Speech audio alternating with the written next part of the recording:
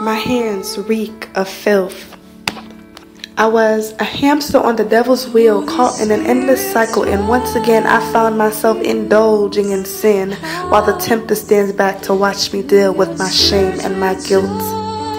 Emotionally battered from the age of 11, with every sexual encounter I had, I began to seek satisfaction for every void that represented incest, molestation, a father's desertion, mother's incomprehension, and a family's rejection. Romans 6:23 says, "For the wages of sin is death," and as he would get deeper inside of me, I would get deeper in the hole that was leading me straight to the miry pits of hell.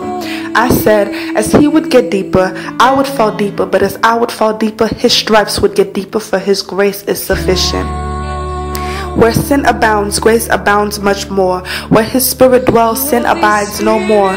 Why? Because all of my iniquities have already been paid for. I have victory over my flesh because Christ already won that war. For you to be rich, he came to the earth and became poor. For you to be healed, he bore your infirmities, and all he's asking for is for you to believe. I made a decision to follow God, and immediately I started to lose friends. I became the laughing stock of my friends when I chose to become a part of a stock of sheep called the church. I began to lose my friends, even my family. I lost my job. I lost everything that I thought made me me. God started to break me, and with every bit of resistance, he would break me. With every ounce of pride, he would break me.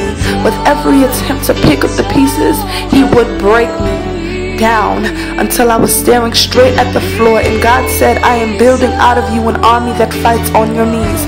This battle can take place on your knees. This restoration can only happen on your knees.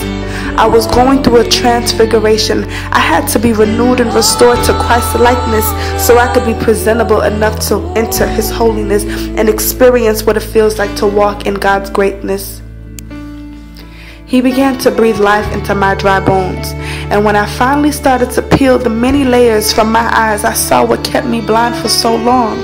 The many layers on my eyes were scales, layers of scales that came right off the skin of the ancient serpent. So now I stand, redeemed by the blood of the Lamb, sanctified by the Spirit of God, walking on a path of righteousness. I stand, breaking the bondage from generation to curses of doom, so that this spirit of a harlot does not become a family heirloom. After all I've been through, my walk with God can't afford to be fickle. I gained everything eternal because I died to everything temporal. I died to my flesh.